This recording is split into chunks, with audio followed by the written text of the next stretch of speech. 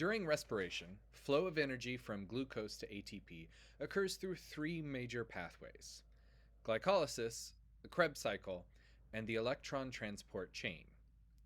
Glucose contains 7 CH bonds that are broken down in order to create ATP and is done during glycolysis.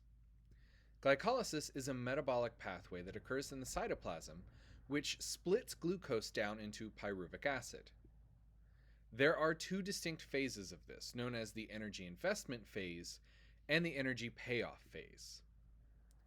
In the energy investment phase, the enzyme hexokinase catalyzes a reaction that causes a 6-carbon glucose molecule to be converted to two 3-carbon molecules of pyruvate by using the energy from two ATP molecules.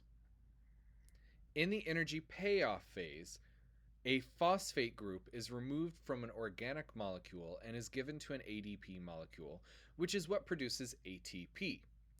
This makes 4 ATP molecules and gives the entire process a net gain of 2 ATP.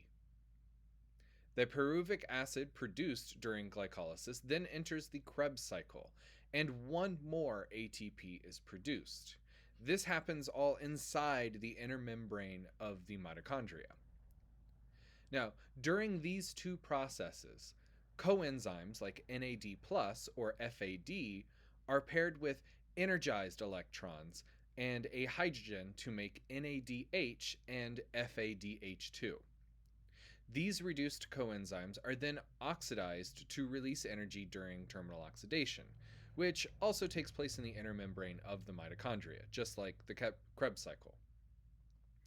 On the electron transport chain, the electrons from NADH and FADH2 provide the energy that work like a pump along the chain of channel proteins across the inner membrane of the mitochondria. And as hydrogen ions flow through ATP synthase, it regenerates ATP from ADP and inorganic phosphate by oxidative phosphorylation. This can produce up to 30 ATP molecules. Now, during fermentation, glucose is split into 2 molecules of pyruvic acid during glycolysis as well, producing 2 ATP.